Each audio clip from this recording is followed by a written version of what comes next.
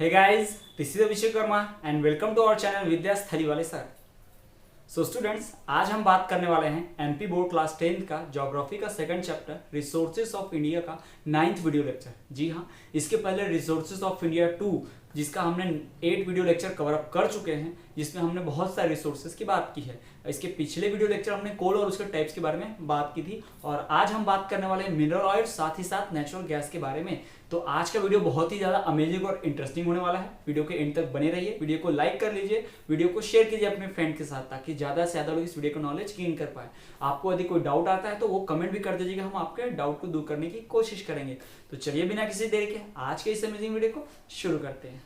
So students, आज हम जो टॉपिक पढ़ने जा रहे हैं उसका नाम है मिनरल ऑयल। जी हाँ, हम मिनरल ऑयल की बात करने वाले हैं। ये भी बहुत अच्छा पावर सोर्स है। मिनरल ऑयल का मतलब हम पेट्रोलियम की बात कर रहे हैं। पेट्रोलियम मतलब पेट्रोल, डीजल, केरोसिन, जिसके बारे में आपने पढ़ा है, जिसके बारे में हम जानते हैं, जो आप डेली लाइफ में इस्तेमाल करते हैं, उनके बारे में हम पढ़ने वाले हैं। ठीक है, तो मिनरल ऑयल क्या होता है? सबसे पहले तो आप जानते होंगे कि ब्लैक कलर का विस्कस लिक्विड, गाढ़ा लिक्विड होता है ब्लैक कलर का ना। ब्लैक कलर का विस्कस मतलब गाढ़ा लिक्विड होता है, जिसे हम मिनरल ऑयल के रूप में जानते हैं, जिसे समुद्र की सतह से, यानी समुद्र के एकदम नीचे से निकाला जाता है। डीप इंटीरियर ऑफ द अर्थ, समुद्र के नीचे, यानी सबसे पहले समुद्र, उसके नीचे सरफेस पे जाओ, फिर उसके नीचे और जमीन खोद के उसके नीचे अर्थ में से क्या निकालना है? मिनरल ऑयल निकाला जाता है। लिक्विड फॉर्म में हो तो ऑयल है तो लिक्विड फॉर्म में होगा। ठीक, तो इसे एक्सट्रैक्ट किया जाता है। और इसकी खास बात यह है कि मिनरल ऑयल जो है हम वो डायरेक्ट इस्तेमाल नहीं करते। हम मिनरल ऑयल को क्या करते हैं? रिफाइन करते हैं। यानी मिनरल ऑयल कई चीज़ों से मिलकर बना है, जब उसको हम रिफाइन करते हैं तो उसमें कई सारी चीज़ें निकल जाती है। जैसे मिनरल ऑयल को हमने गर्म किया, समझिए फॉर एग्जांपल, तो उसमें से क्या होगा? पेट्रोल अलग, डीजल अलग, केरोसिन अलग, पेट्रोलियम जेली अलग। जी हाँ, हम जो पेट्रोलियम जेली लगाते हैं व्हाइट कलर की, वो भी कहाँ से मिलती है? पेट्रोलियम से, इसी मिनरल ऑयल से मिलता है। केरोसिन, पेट्रोल, डीजल, ये सब किससे मिलता है? हमें मिनरल ऑयल से ही मिलता है। इवन वैक्स भी मिल जाता है हमें किससे? मिनरल ऑयल से। तो ये सारी चीज़ें हमें मिलती हैं। तो चलिए हम बात करते हैं पहले डेफिनेशन की, एग्जैक्ट डेफिनेशन की, कि मिनरल ऑयल की एग्जैक्ट डेफिनेशन क्या है। तो देखिए, oil extracted from the interior of the अर्थ, वो ऑयल जो कहां से निकाला जाता है? एक्सट्रैक्ट करना मतलब निकालना, from the interior of the earth. Interior मतलब जमीन के भीतरी सतह से, अंदर से। Oil extracted from the interior of the earth is known as saline mineral oil. Saline क्यों बोलते हैं? सलाइन का मतलब होता है सॉल्टी, मतलब खारा। समुद्र खारा होता है, समुद्र के नीचे से निकाला जाता है, इसी को क्या कहते हैं? सलाइन मिनरल ऑयल कहते हैं। यानी मिनरल ऑयल का एक और नाम है क्या? Saline mineral oil. याद रखिएगा, सलाइन ऑयल या फिर सलाइन मिनरल ऑयल एक और नाम है मिनरल ऑयल का। ठीक, the oil extracted from the interior of the earth is known as saline mineral oil. तो सलाइन मिनरल ऑयल है, ये भी एक पावर सोर्स है हमारे लिए, एनर्जी का सोर्स है। इसका इस्तेमाल हम करते हैं बहुत सारी चीज़ों में, व्हीकल्स को रन करने में, जैसे हम पेट्रोल डीजल का इस्तेमाल करते हैं ऑटोमोबाइल्स, गाड़ियाँ चलाने में। साथ ही साथ हम और भी मिनरल जैसे केरोसिन को फ्यूल के रूप में इस्तेमाल करते हैं, उससे हमारा स्टोव चलता है, गैस चल सकती है ना उससे, किससे? हमारे केरोसिन से। और तो और हम दूसरी चीज़ों का भी इस्तेमाल करते हैं, जैसे कि उसमें हमें पेट्रोलियम जेली मिलती है, जिसमें एंटीबायोटिक प्रॉपर्टी भी होती है, घाव को हील कर देता है, उससे मेडिसिन बनती हैं कई सारी। और उससे जो हमें प्राप्त होता है पेट्रोलियम से, कई ऐसी चीज़ें हैं जिससे कोल टार वगैरह, इससे हम क्या करते हैं? रोड बनाने के काम में आता है, डामर वाला रोड बनाया जाता है। ये सारा चीज़ इस्तेमाल है किसका? मिनरल ऑयल का। मिनरल ऑयल का सब कुछ इस्तेमाल हो जाता है, कुछ भी वेस्ट नहीं जाता। मिनरल जो भी जमीन से निकलता है, जब उसको हम रिफाइन करते हैं तो अलग अलग चीज़ें निकल जाती हैं, जिससे हम सब कुछ उसमें का इस्तेमाल कर पाते हैं। इससे बहुत ही यूजफुल है। तो चलिए हम जानते हैं कि मिनरल ऑयल का इंपॉर्टेंस क्या है, क्यों ये इतना ज़रूरी है हम लोग के लिए। जैसा कि हम जानते हैं कि इंपॉर्टेंस ऑफ मिनरल ऑयल में हमें कुछ ऐसी चीजें पढ़ने मिलेगी जो हमें बताएगा कि मिनरल ऑयल क्यों ज्यादा अच्छा है दूसरे रिसोर्सेज से। हमने किन रिसोर्सेज की बात की? कोल की बात की है ना, दूसरे ऐसे रिसोर्सेज की बात की है। अभी हम conventional, non conventional types of energy पढ़ रहे हैं, जिसमें हमने कोल की बात कर ली है। तो हम जानते हैं कोयला जलता है तो हमें एनर्जी देता है, फ्यूल के रूप में इस्तेमाल होता है। ठीक, सॉलिड पार्टिकल होता है कोयला। अब हम बात करें मिनरल ऑयल की। मिनरल ऑयल कैसा होता है? लिक्विड। तो सॉलिड को एक जगह से दूसरी जगह ले जाने में थोड़ी परेशानी आती है, जबकि लिक्विड को बहुत आसानी से किसी चीज में भरा जा सकता है और ट्रांसपोर्ट किया जा सकता है। तो क्या है कि पहला इंपॉर्टेंस है easy to transport. Mineral oil को ट्रांसपोर्ट करना बहुत आसान है। आप देखते हो टैंकर में भर दिया जाता है। आपने देखा है ट्रेन वाला जो टैंकर भी होता है, ट्रेन में के पीछे एक बोगी या डब्बे नहीं होते, टैंक लगे होते हैं जो मिनरल ऑयल ट्रांसपोर्ट करते हैं।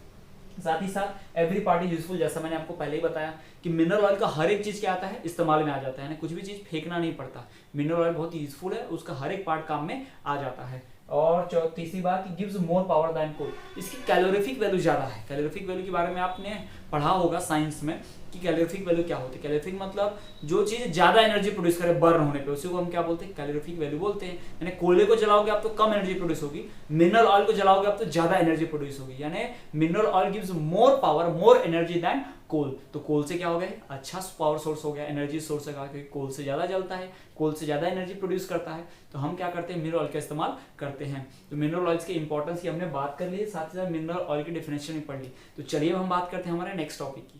सो स्टूडेंट्स अब हम पढ़ने जा रहे हैं कि मिनरल ऑयल प्रोड्यूसिंग एरियाज कौन कौन से। जी हाँ, कौन से एरियाज में मिनरल ऑयल प्रोड्यूस होता है, इसकी हम बात करने वाले हैं। तो हमारे इंडिया में टोटल 3 एरियाज हैं मेनली, जहां से क्या प्रोड्यूस होता है, मिनरल ऑयल प्रोड्यूस होता है। मैंने आपको पहले ही बताया कि mineral oil interior of the अर्थ यानी सी के पास से निकलता है। तो यानी ये लैंड में, मैप के अंदर तो नहीं होगा। तो एग्जाम में अगर पॉइंट ऑफ व्यू करने आता है कि मिनरल ऑयल कहाँ प्रोड्यूस होता है, तो आपको एक बात तो ध्यान रखना है कि इंडिया के मैप में तो आपको कहीं बीच में पॉइंट आउट तो करना नहीं है, क्योंकि बीच में समुद्र तो है नहीं। आपको किनारे वाले एरिया में ही पॉइंट आउट करना होगा, या तो आप सी के अंदर पॉइंट आउट करेंगे या फिर जस्ट किनारे में ऑफशोर एरिया में पॉइंट आउट करेंगे मैप में। तो मैप के पॉइंट ऑफ व्यू से बहुत इंपॉर्टेंट है, ध्यान रखिए। ठीक, तो 2 हमारे जो मेजर हैं, एक है आसाम ऑयल फील्ड। आसाम में सबसे फेमस है डिगबोई, याद रखिएगा, अक्सर एग्जाम में आता है, मैचिंग में आ जाता है कि आसाम किससे रिलेटेड, डिगबोई से, डिगबोई किससे रिलेटेड है, आसाम से। ठीक है, दूसरा है गुजरात ऑयल फील्ड। ये तो बहुत ही ज्यादा, इन दोनों जगहों से क्या मिलता है, हमें मिनरल ऑयल प्रोड्यूस होता है। और तीसरा जो है वो है ऑफशोर एरियाज। क्या है, ऑफशोर, ऑफशोर मतलब समुद्र से बहुत दूर है ना, तो उन एरियाज में भी कुछ कुछ जगह पर मिनरल ऑयल प्रोड्यूस होता है। तो मेनली 3 एरियाज है हमारे पास जहां से इंडिया में मिनरल ऑयल प्रोड्यूस होता है। कौन कौन से, Assam oil fields, Gujarat oil fields और ऑफशोर एरियाज। तो चलिए हम क्या करते हैं, इनमें से एक एक की डिटेल में बात करते हैं और खासियत जानते हैं कि आसाम ऑयल फील्ड में कितना प्रोड्यूस होता है, कब से प्रोड्यूस हो रहा है, कहाँ कहाँ हो रहा है। ठीक है, इन सब की हम बात करते हैं। तो चलिए सबसे पहले पढ़ते हैं आसाम ऑयल फील्ड्स के बारे में। तो चलिए हम सबसे पहले बात करते हैं हमारे पहले ऑयल फील्ड की, जो कि है असम ऑयल फील्ड। जी हाँ, असम जो है वो इंडिया का ओल्डेस्ट मिनरल ऑयल फील्ड में से एक है, सबसे ओल्डेस्ट मिनरल फील्ड आसाम ही है। ये आपको ध्यान रखना है कि सबसे पहले कहीं से ऑयल मिलना शुरू हुआ था, मिनरल ऑयल, तो कहां से शुरू हुआ था, असम के ऑयल फील्ड से। तो चलिए हम बात करते हैं the oldest mineral oil field in India. Assam oil fields are the oldest mineral oil field in India. Exam के पॉइंट ऑफ व्यू से वन वर्ड में बहुत इंपॉर्टेंट है, अक्सर पूछा जा सकता है कि ओल्डेस्ट मिनरल ऑयल फील्ड कौन सा है, या मैप में मार्किंग कीजिए ओल्डेस्ट मिनरल ऑयल फील्ड। तो आपको समझ जाना है कहां की बात हो रही है, असम की। तो जहां पे असम का मैप है, जहां पे असम स्टेट है, वहां पर मार्क कीजिए आपकी ओल्डेस्ट मिनरल ऑयल फील्ड क्या है, असम है इंडिया में। दूसरी बात, यहाँ पर इस असम में भी सबसे इंपॉर्टेंट जो ऑयल फील्ड है वो है डिगबोई। पहले ही मैंने आपको बताया था असम किससे रिलेटेड है, डिगबोई से। तो Digboi is men oil field. इस डिगबोई में अकेले 800 से ज्यादा तेल के कुएं हैं। जी हाँ, 800 ऑयल वेल्स है, तेल के कुएं हैं जहां से मिनरल ऑयल निकाला जाता है। तो Assam main mineral oil field है, और उसमें भी सबसे मेन क्या है, डिगबोई। और डिगबोई में टोटल 800 मिनरल ऑयल वेल्स है, यानी मिनरल ऑयल के तेल के कुएं हैं जहां से तेल ऑब्टेन किया जाता है। और हर साल इस मिनरल ऑयल फील्ड से, यानी आसाम के मिनरल ऑयल फील्ड से हर साल 50 lakh ton of mineral oil obtain किया जाता है। प्रत्येक साल, प्रत्येक वर्ष यहाँ पर 50 लाख टन से भी ज्यादा का मिनरल ऑयल एक्सट्रैक्ट किया जाता है और इसे रिफाइन किया जाता है। तो हमारे इंडिया में सबसे मेजर कोई ऑयल फील्ड है, तो मिनरल ऑयल फील्ड है, तो असम ऑयल फील्ड। ये हमारा सबसे पुराना भी है और मेजर भी है। साथ ही साथ यहाँ पर सबसे इंपॉर्टेंट है डिगबोई वाला एरिया, है ना। साउथ वेस्ट में नाहरकटिया एरिया भी है जहाँ से प्रोड्यूस होता है मिनरल ऑयल, बट हम बात कर रहे हैं डिगबोई की। डिगबोई में अकेले 800 से ज्यादा तेल के कुएं हैं जो बहुत ज्यादा मिनरल ऑयल प्रोड्यूस करते हैं। About 50 lakh ton mineral oil हर साल प्रोड्यूस होता है, कहां से, असम के ऑयल फील्ड से। तो चलिए अब हम बात करते हैं हमारे दूसरे ऑयल फील्ड की, जो कि है Gujarat oil fields. So student, जैसा कि हमने पढ़ा असम के एक ऑयल फील्ड में सबसे ज्यादा इंपॉर्टेंट जो है डिगबोई है, उसी तरह से गुजरात के ऑयल फील्ड में सबसे इंपॉर्टेंट जो है वो है अंकलेश्वर। जी हाँ, अंकलेश्वर से मैक्सिमम मिनरल ऑयल ऑब्टेन किया जाता है गुजरात ऑयल फील्ड से। तो आप याद रखिएगा, असम, डिगबोई, गुजरात, अंकलेश्वर, ये आपको ध्यान रखना है। वर्ड में आ सकता है, वन वर्ड में आ सकता है, एग्जाम के पॉइंट ऑफ व्यू ध्यान रखिए, बोर्ड एग्जाम में। Maximum oil is found in Ankleshwar of the Gujarat.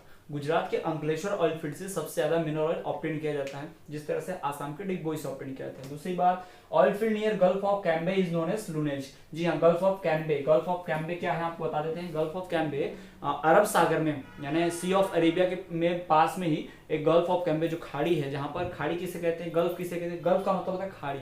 अब खाड़ी किसे कहते हैं, जहां पे अक्सर जहाजों का आना जाना लगा रहता है, जहाँ पे समुद्र और नदियां मिलती हैं, यानी पोर्ट की तरह जो बहुत, जहाँ पे बहुत सारा ट्रांसपोर्टेशन होता है, उसे खाड़ी कहा जाता है, गल्फ। तो गल्फ ऑफ कैम्बे गुजरात के बाजू में जो समुद्र है उसे गल्फ ऑफ कैम्बे कहते हैं। और वहीं पर एक एरिया है जिसे कहते हैं लुनेज, है ना, सबसे ज्यादा ऑयल फील्ड वहीं से है, वहीं सबसे ज्यादा ऑयल निकलता है मिनरल ऑयल गुजरात का ना, वो बहुत इंपॉर्टेंट है। तीसरी बात कि यहाँ पर भी अबाउट 50 लाख टन जो मिनरल ऑयल हर साल मिलता है। जिस तरह से असम में 50 लाख टन मिनरल ऑयल हर साल ऑब्टेन होता है, उसी तरह से गुजरात से भी 50 लाख टन मिनरल ऑयल हर साल ऑब्टेन किया जाता है। आपको ध्यान देने वाली 2 बातें हैं। असम का सबसे फेमस डिगबोई, अकेले 800 तेल के कुएं हैं। गुजरात का सबसे फेमस अंकलेश्वर। ठीक, तो ये आपको ध्यान रखना। और यहाँ पे गल्फ ऑफ कैम्बे में क्या है, लूनेज है। गल्फ ऑफ कैम्बे का जो ऑयल फील्ड है उसे क्या बोलते हैं, लूनेज बोलते हैं। ये एग्जाम के पॉइंट ऑफ व्यू से याद रखना बहुत जरूरी है। अब हम बात करते हैं हमारे तीसरे ऑफशोर एरियाज की। तो जिस तरह से असम ऑयल फील्ड्स और Gujarat oil fields mineral oil produce करने में बहुत आगे हैं, उसी प्रकार से इन सबसे भी आगे है ऑफशोर एरियाज। जी हाँ, कुछ समुद्र किनारे के जो एरियाज हैं, जैसे कि महाराष्ट्र में जो बॉम्बे हाई के नाम से एरिया जाना जाता है, बहुत फेमस है बॉम्बे हाई, जो हमारे महाराष्ट्र के just sea border of coast area पे बहुत पास में पड़ता है। वहां पर जो है बहुत सारा मिनरल ऑयल पाया जाता है। इनफैक्ट वो एरिया में तो सबसे ज्यादा, in fact 200 lakh ton of mineral oil हर साल प्रोड्यूस होता है। तो हमें ध्यान क्या रखना है कि ऑफशोर एरिया में सबसे फेमस है कौन सा, बॉम्बे हाई, जहां से क्या मिलता है, 200 लाख टन मिनरल ऑयल हर साल प्रोड्यूस होता है। और तो और ये जो बॉम्बे हाई है ये अरेबियन सी में पड़ता है। जिस तरह से गुजरात का ऑयल फील्ड बॉम्बे हाई की तरफ है, गल्फ ऑफ कैम्बे, बिल्कुल उसी तरह से बॉम्बे हाई क्या है, अरेबियन सी में है। तो ये बातें आपको ध्यान में रखनी है कि इस तरह से हमें 3 ऑयल फील्ड्स हैं, Assam oil field, Gujarat oil fields और offshore areas. Assam oil field में डिगबोई बड़ा फेमस है, गुजरात ऑयल फील्ड में अंकलेश्वर बहुत फेमस है, और ऑफशोर एरियाज में बॉम्बे हाई बहुत फेमस है जो अरेबियन सी में है। असम ऑयल फील्ड से 50 लाख टन मिलता है मिनरल ऑयल, और गुजरात ऑयल फील्ड से 50 लाख टन मिनरल ऑयल मिलता है। साथ ही साथ जो हमारा बॉम्बे ऑफशोर एरियाज में बॉम्बे हाई है वो 200 लाख टन देता है, मिनरल ऑयल प्रोड्यूस करता है हर साल। तो ये आपको ध्यान रखना है। सबसे ज्यादा ऑफशोर एरियाज का बॉम्बे हाई बहुत फेमस है, सबसे ज्यादा प्रोडक्शन है उसका मिनरल ऑयल में। तो चलिए हम बात करते हैं कि मिनरल ऑयल प्रोड्यूसिंग एरियाज को पढ़ने के बाद हम इसके कंजर्वेशन की बात कर लेंगे या फिर नेचुरल गैस की स्टार्ट।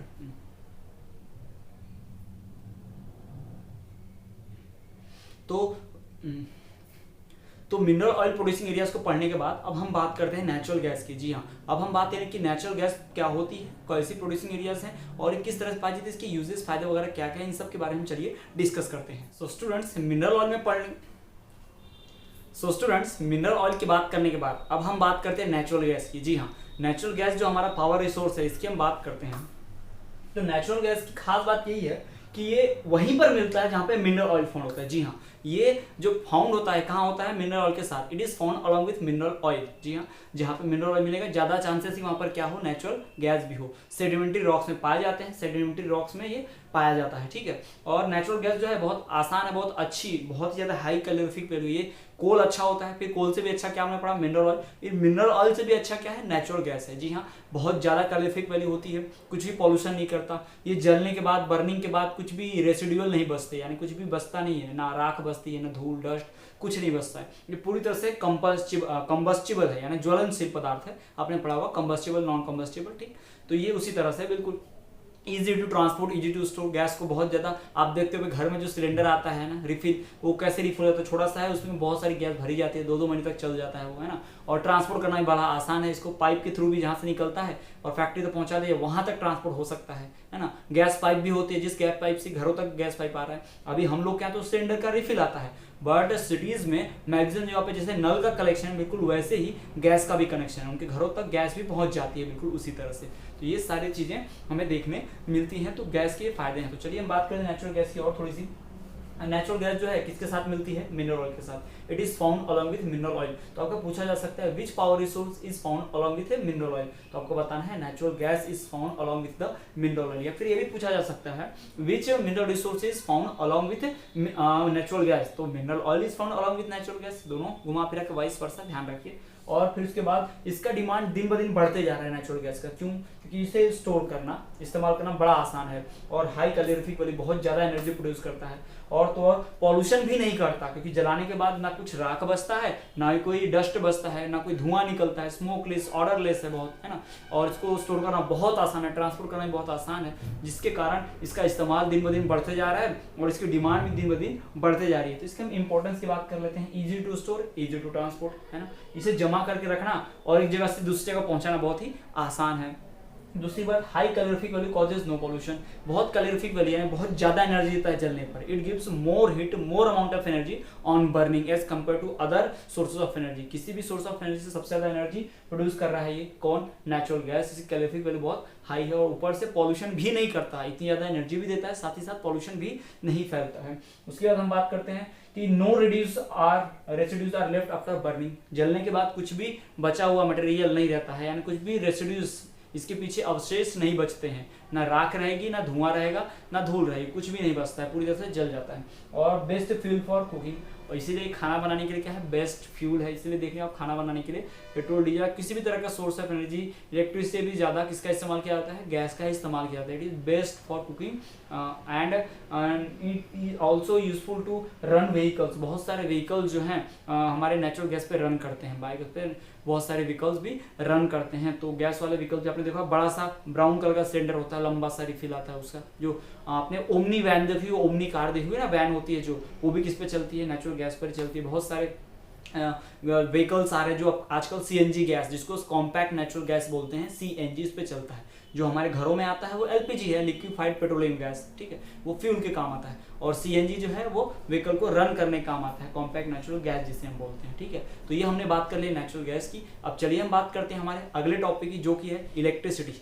तो स्टूडेंट्स, मिनरल ऑयल और नेचुरल गैस के बारे में पढ़ने के बाद, उनका प्रोडक्शन, उनका यूज, इंपॉर्टेंस, ये सब पढ़ने के बाद हम बात करने जा रहे हैं हमारे अगले पावर सोर्स की, जो कि है इलेक्ट्रिसिटी। जी हाँ, इलेक्ट्रिसिटी मतलब विद्युत, जिसे हम आप लोग करंट या लाइन भी कहते हैं। तो ये जो इलेक्ट्रिसिटी है ये प्रोड्यूस होती है अलग अलग चीज़ों से, अलग अलग मीडियम से, अलग अलग फॉर्म से, जिससे हम इलेक्ट्रिसिटी प्रोड्यूस करते हैं। हम हीट से एनर्जी प्रोड्यूस कर सकते हैं इलेक्ट्रिसिटी को, हम वाटर से भी इलेक्ट्रिसिटी प्रोड्यूस कर सकते हैं, है ना, हम अर्थ की हीट से भी प्रोड्यूस कर सकते हैं एनर्जी। साथ ही साथ हम बायोगैस, न्यूक्लियर से भी इलेक्ट्रिसिटी प्रोड्यूस कर लेते हैं ना, न्यूक्लियर रेडियो एक्टिव एलिमेंट से भी, जैसे कि यूरेनियम, प्लूटोनियम, उसी की हम बात करने वाले हैं। तो इंडिया में इलेक्ट्रिसिटी मेनली 4 चीजों से प्रोड्यूस की जाती है। थर्मल इलेक्ट्रिसिटी यानी हीट से, कोयले को गर्म किया जाता है, जलाया जाता है तो भाप बनता है, तो वही भाप स्टीम से टरबाइन घूमता है तो इलेक्ट्रिसिटी प्रोड्यूस होती है। फिर आता है हाइड्रो, पानी, मूविंग वाटर पर टरबाइन लगा दिया, जनरेटर लगा देता है और जैसे पानी उस पर गिरता है, मोटर घूमता है, इलेक्ट्रिसिटी प्रोड्यूस होती है। तीसरा न्यूक्लियर, न्यूक्लियर एलिमेंट से न्यूक्लियर पावर प्लांट में रिएक्शन करवाया जाता है, न्यूक्लियर फ्यूजन, जिससे क्या होता है, एनर्जी प्रोड्यूस होता है। यहाँ पे रेडियोएक्टिव एलिमेंट जैसे कि यूरेनियम, प्लूटोनियम, थोरियम, इसका इस्तेमाल किया जाता है और क्या प्रोड्यूस होती है, इलेक्ट्रिसिटी प्रोड्यूस कराई जाती है। चौथा गैस एंड मिनरल ऑयल, जिसके बारे में हम पढ़ चुके हैं। इनका इस्तेमाल करके भी हम क्या करते हैं, पावर सोर्स बनाते हैं, और ये भी खुद पावर सोर्स है। तो मिनरल ऑयल और गैस का भी इस्तेमाल करते हैं हम इलेक्ट्रिसिटी प्रोड्यूस करने में। तो इस सारी चीज़ों का इस्तेमाल करते हैं हम इलेक्ट्रिसिटी प्रोड्यूस करने में। आज के समय जो मॉडर्न एरा है वो बिना इलेक्ट्रिसिटी के पॉसिबल नहीं है। मॉडर्न एरा में इलेक्ट्रिसिटी के बिना ना इंडस्ट्री चल सकती है, ना घर चल सकता है, ना ही दूसरी एक्टिविटी जो चल रही है, चाहे वो कंस्ट्रक्शन की हो या फिर दूसरी किसी भी किस्म की, वो सारी एक्टिविटीज किसके ऊपर डिपेंड है, इलेक्ट्रिसिटी। इलेक्ट्रिसिटी जो है वो मॉडर्न जमाने के लिए, हम लोगों के लिए क्या है, एक बून है, आशीर्वाद की तरह है, जो साइंस ने हमें दिया है। इलेक्ट्रिसिटी के इन्वेंशन ने हमें कई सालों आगे पहुंचा दिया। अगर हम इलेक्ट्रिसिटी इन्वेंट नहीं होती तो हम आज कितना पीछे होते, आप खुद समझ सकते हैं। तो इलेक्ट्रिसिटी की वजह से हम बड़ी बड़ी मशीनें, बड़े बड़े व्हीकल्स, बड़ी बड़ी इंडस्ट्रीज, फैक्ट्रीज, ये सब कुछ हम मैनेज कर पा रहे हैं, रन कर पा रहे हैं। एयरपोर्ट से लेके, ट्रांसपोर्ट से लेके, इंटरनेट सिस्टम तक सब कुछ किस पे रन हो रहा है, इलेक्ट्रिसिटी पे। तो इलेक्ट्रिसिटी प्रोड्यूस करने के भी मीडियम है, जिसमें से हमने मीडियम 4 मीडियम्स की बात की है, thermal, hydro, nuclear, gas and mineral oil की। तो इन्हीं में से सभी चारों को हमें क्या करना है, डिटेल में पढ़ते चलना है। तो चलिए हम एक एक करके पढ़ते हैं इन्हीं इलेक्ट्रिसिटी के बारे में। सो स्टूडेंट्स, इलेक्ट्रिसिटी में से हम सबसे पहले मीडियम जो कि है थर्मल इलेक्ट्रिसिटी, उसकी बात करने जा रहे हैं। थर्मल का मतलब होता है हीट।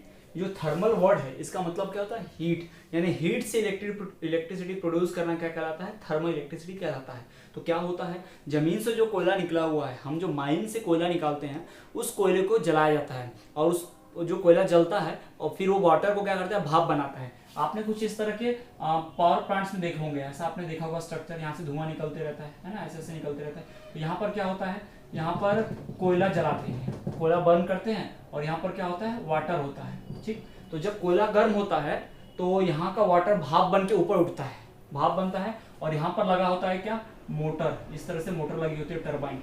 और जैसे जैसे पानी भाप बनता है, तो भाप क्या है, गैस की तरह है, तो गैस है वो, तो गैस है मतलब मोटर को घुमाएगी, टरबाइन को घुमाएगी, तो मोटर इससे घूमने लगता है, तो इससे क्या फिर प्रोड्यूस होती है, इलेक्ट्रिसिटी प्रोड्यूस होती है। क्या प्रोड्यूस होती है, इलेक्ट्रिसिटी। तो इसी को क्या बोलते हैं, थर्मल इलेक्ट्रिसिटी।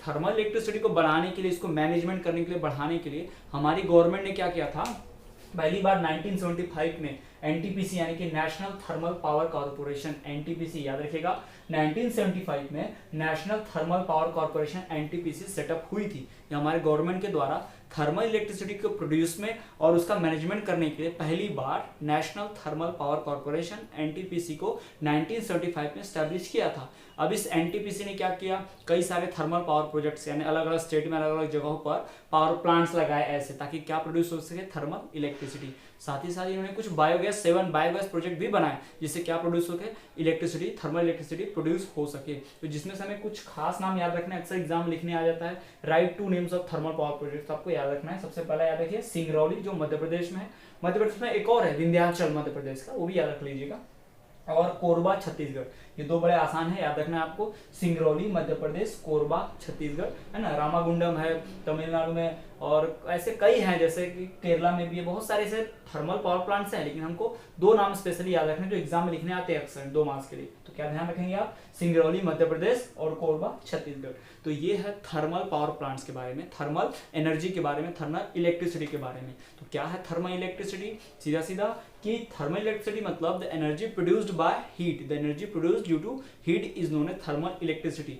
तो कोल से जो हीट प्रोड्यूस किया जाता है उससे हम क्या करते हैं, वाटर को स्टीम में बदल के टरबाइन घुमाते हैं, और उसी घूमते हुए टरबाइन से क्या प्रोड्यूस होती है, इलेक्ट्रिसिटी। जो मोटर पानी में लगती है उसे क्या कर देते हैं, टरबाइन कह देते हैं। तो आपको ध्यान में रखना है, ठीक। और थर्मल पावर प्रोजेक्ट्स के लिए क्या क्या हुआ है, नेशनल थर्मल पावर कॉर्पोरेशन यानी कि एनटीपीसी पहली बार स्टैब्लिश्ड हुई इंडिया में, कब, 1975 में। और क्या हुआ है, इनने जो पावर प्रोजेक्ट बनाए हैं उसमें से 2 बहुत फेमस नाम आपको याद रखना है, एक है सिंगरौली मध्य प्रदेश, मध्य प्रदेश में एक और है विंध्याचल का, वो भी याद रखिएगा, वो हम आपको नहीं बता रहे हैं, इसे नोट नहीं करा रहे हैं, आपको 2 ध्यान रखना है, एक कोरबा छत्तीसगढ़, सिंगरौली मध्य प्रदेश, ये आपको ध्यान में रखना है। ये हो गया थर्मल इलेक्ट्रिसिटी के बारे में। स्टूडेंट्स, आज के इस वीडियो लेक्चर में हमने बात की है पावर सोर्सेज की, जिसमें हमने बात की मिनरल ऑयल की, साथ ही साथ हमने बात की नेचुरल गैस की। जी हाँ, हमने मिनरल ऑयल की डेफिनेशन देखी, मिनरल ऑयल का इंपॉर्टेंस, और साथ हमने देखा मिनरल ऑयल प्रोड्यूसिंग एरियाज।